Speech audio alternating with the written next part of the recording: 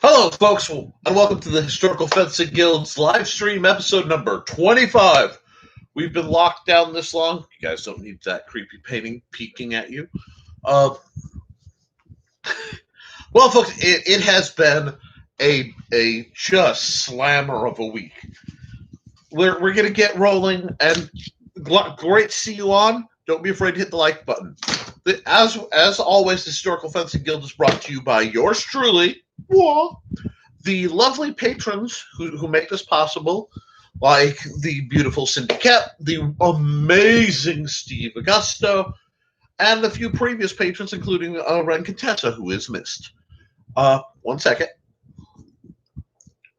This has been the week where everything went wrong, folks, on a very specific phone. Not many of you know this, but computers hate me. Not like I don't understand how to make them go, because I'm a fairly qualified user, well enough to know that by calling myself a user, I'm not a user, and in certain circles that will make sense.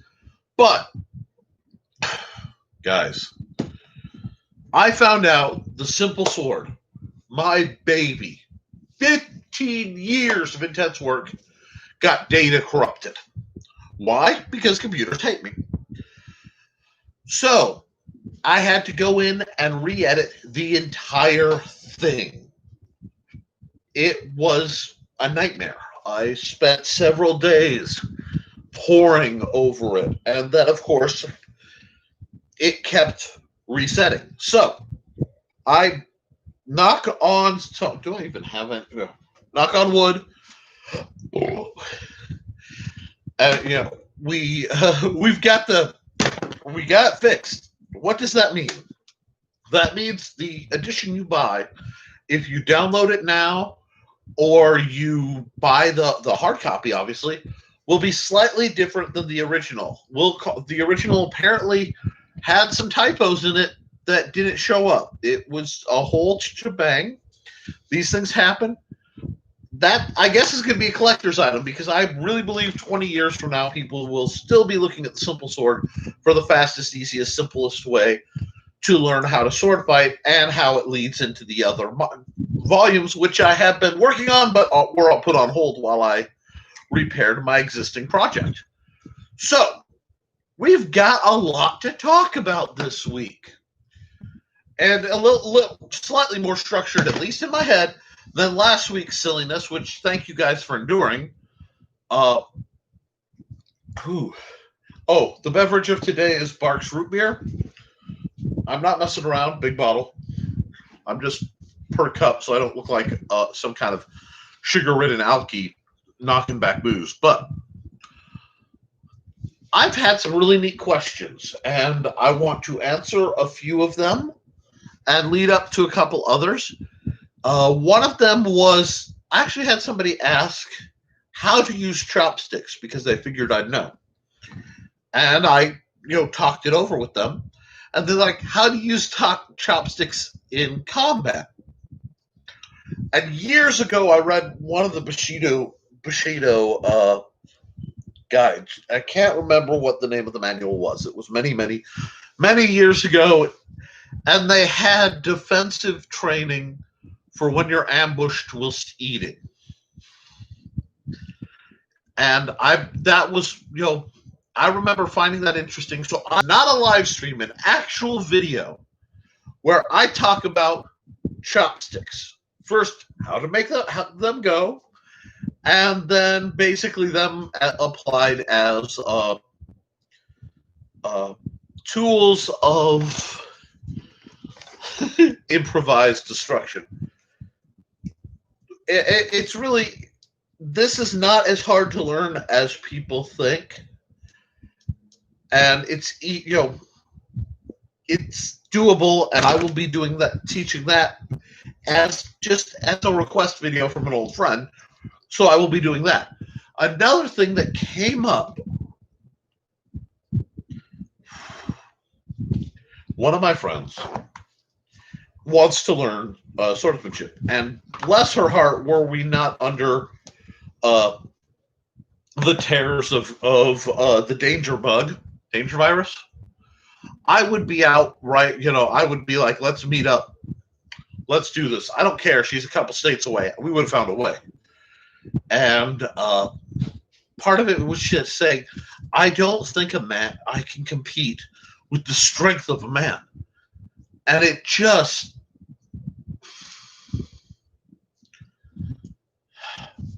the simple sword, my prospect, my goal is always to teach from a position of weakness into a position of strength.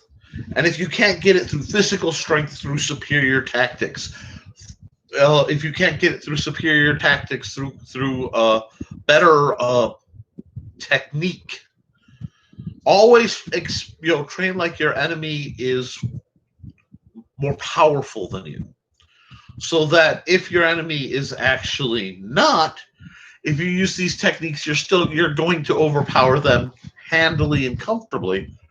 And if they are, you still can hold your own. There's a lot of mythos in swords.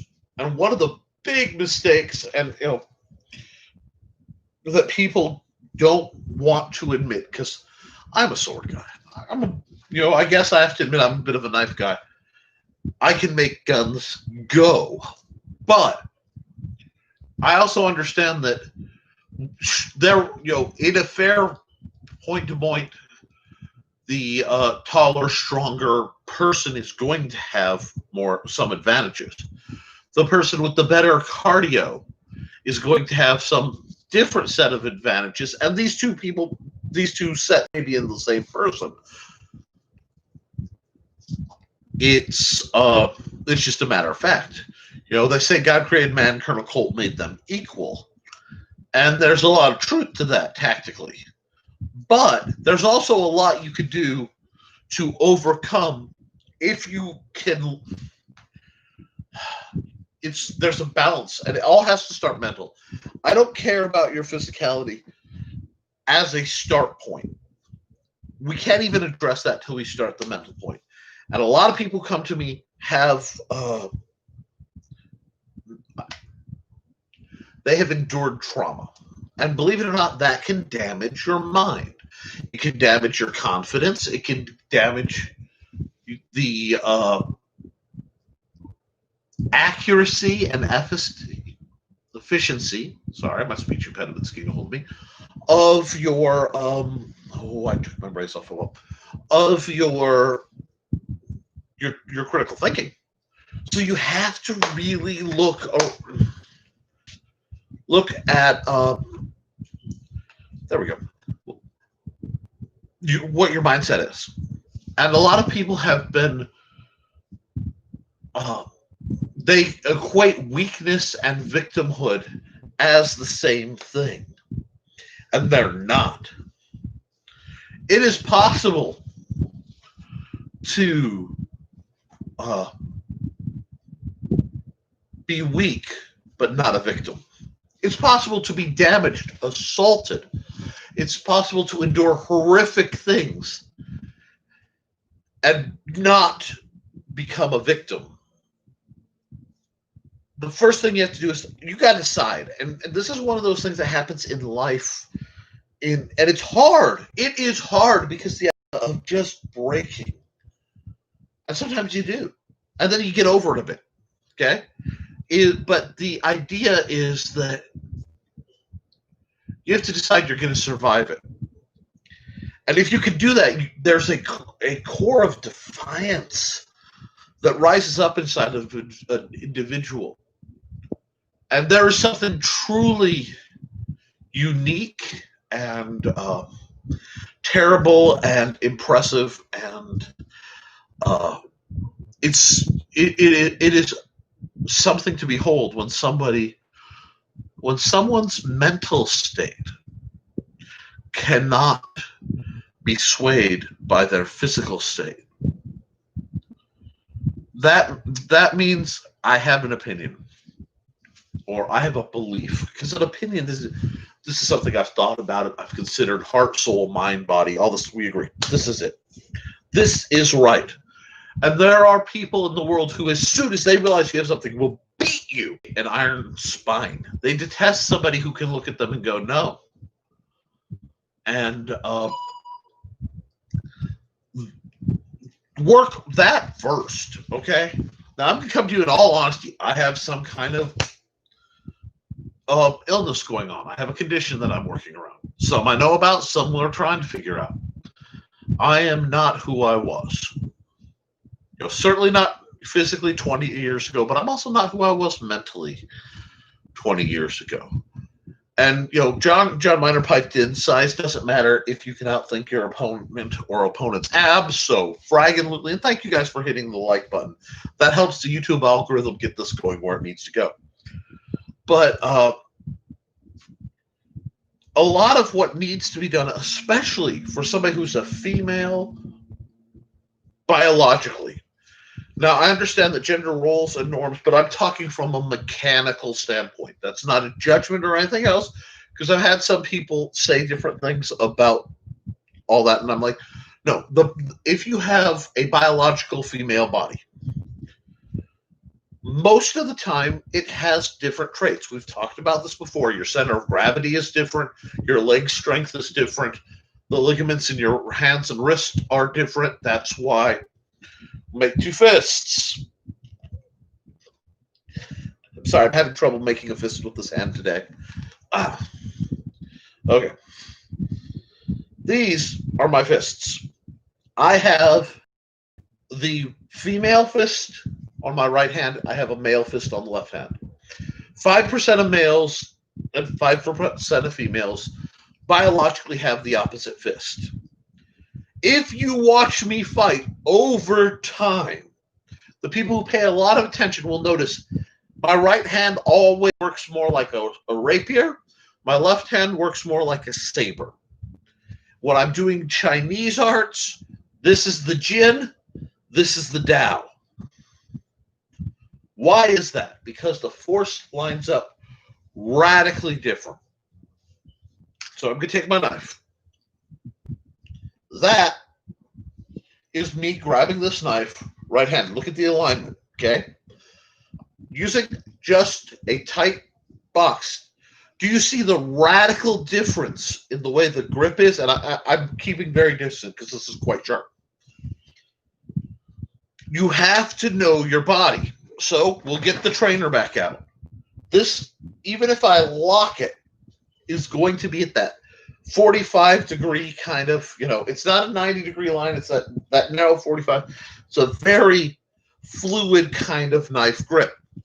If I grab it here, it's that sharp 90.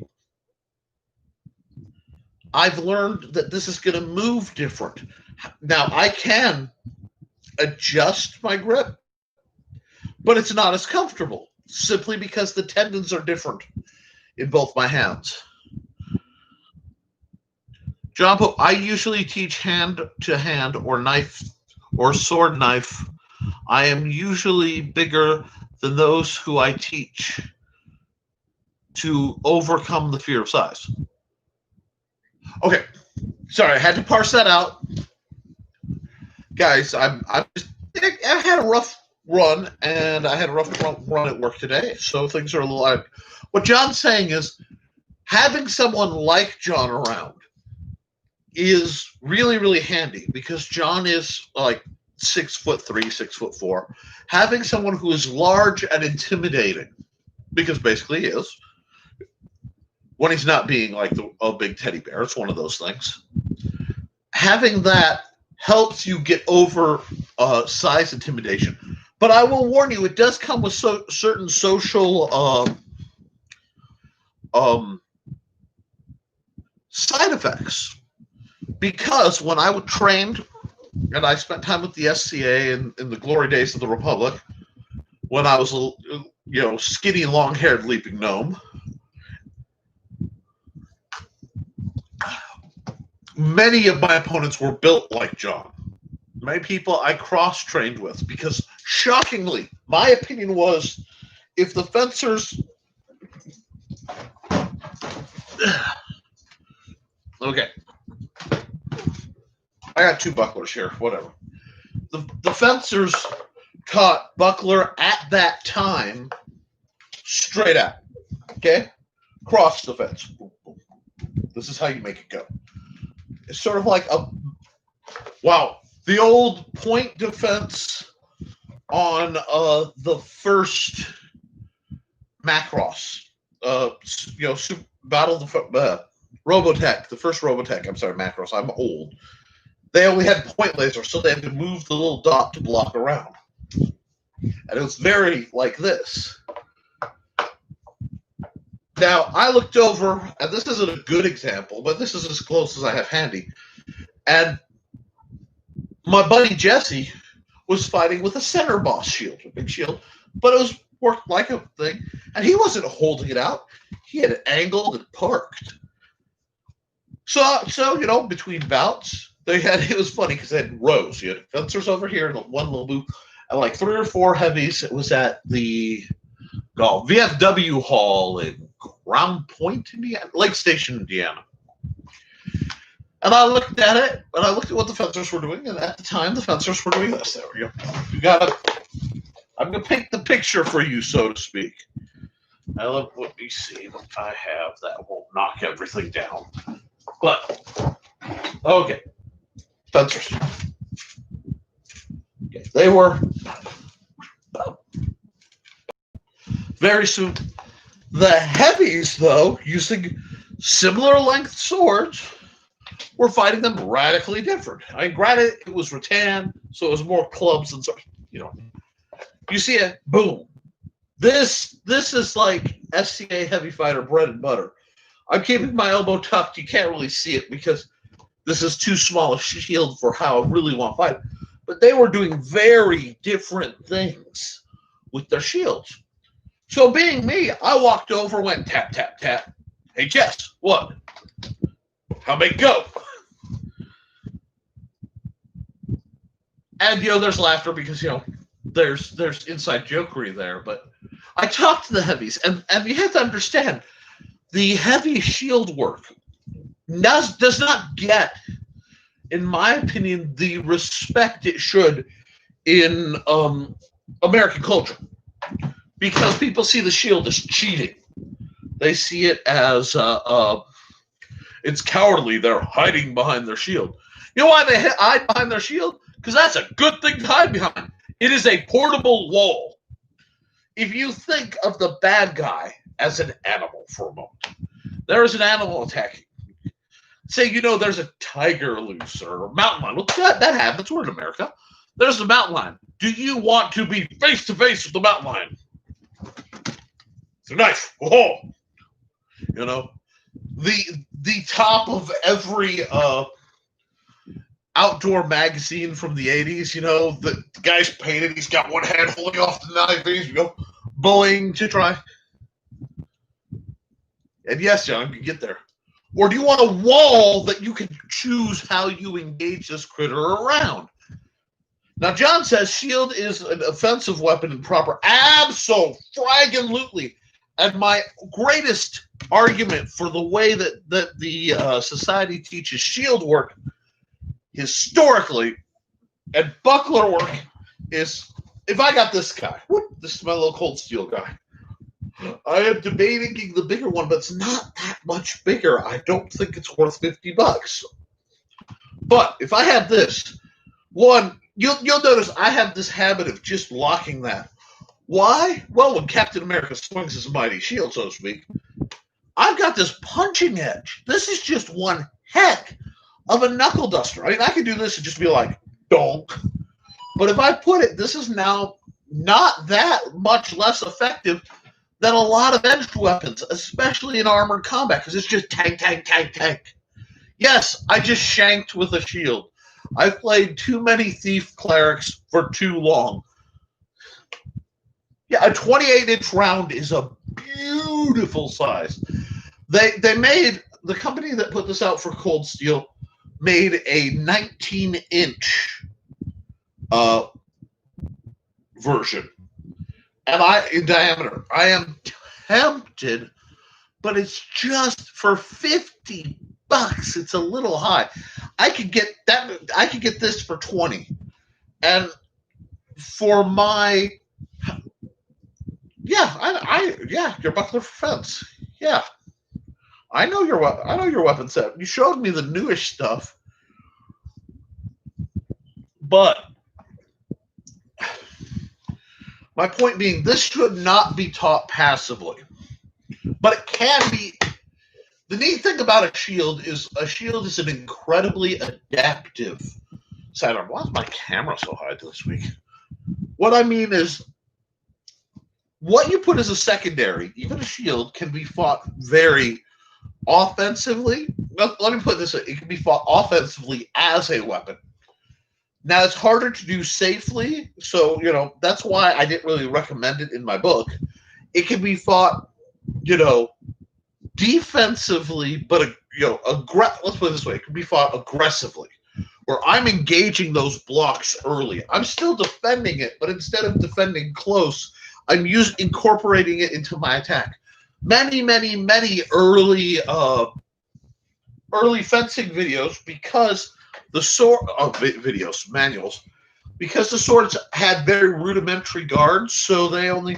Let me see. I'm looking at what gear I have handy to simulate this. And I'm just gonna. I am missing one of my daggers. That's odd. What is that? Is that it? No, that's a pen. Okay. They didn't have much in the way of guard. So what they would do is incorporate extending the buckler over top as part of the guard. So you'll stab. You see this. I think Tallhofer's big into it. You see this. Let me think. It's not Fiore. Maybe it is Fiore. It's been a while. But is big on just these guys merge. And there's some benefits. This two-handed approach it closes your middle road and keeps it closed. It protects your attacking hand, but it sort of binds you up. The 300 is a great shield training movie.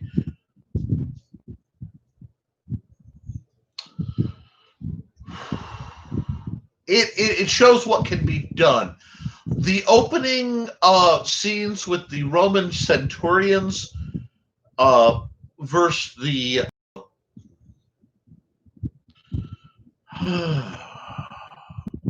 barbarians, the Celts. Sorry, John. And the Goths, that's the word I'm looking for, the Goths. In Gladiator, actually, is where I would go for if I was showing people effective, especially early shield strategies. The Romans were light years ahead of their time on a lot of stuff. But I think shields also got maligned in the era of firearms, because they were one of the first things to go. And it's funny because we're just starting to see tactical shields for assault. And I'm not talking riot shields. I'm talking ballistic shields. They're starting to become more common again. The armor is rising back up to meet the arms it opposes. So there's some really interesting things in logic, but it's always the same game. The tools change, the mentalities change, but the game is still the same thing. But that was early weapons. Well, later weapons, they started doing, hey, let's just make nice cup hilt. Ooh. Why? Because now I have a buckler, and realistically,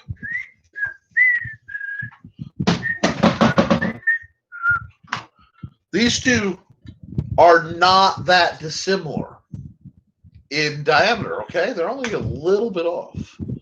And realistically, it's not that much for coverage. So I already have a buckler integrated.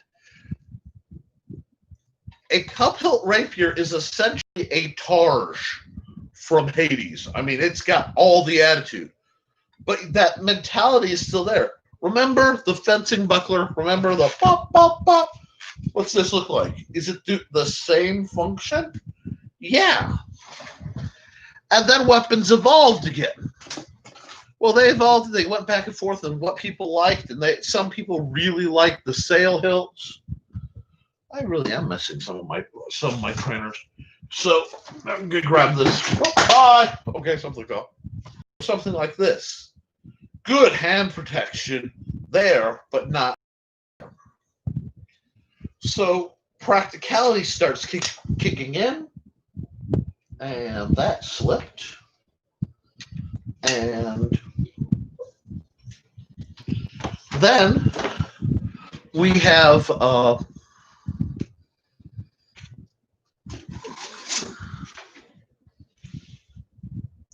this. This is one of the more modern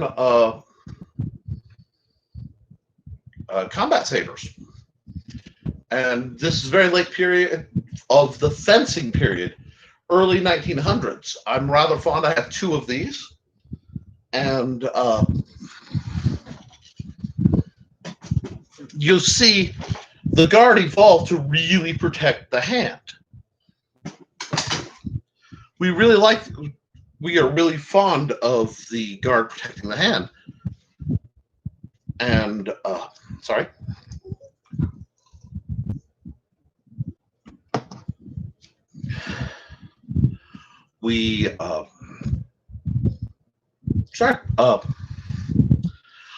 I'm going to have to actually stop the stream for a moment. There's been something that's come up. I will do a part 2 in a few minutes. And until then, support your local swordmaster.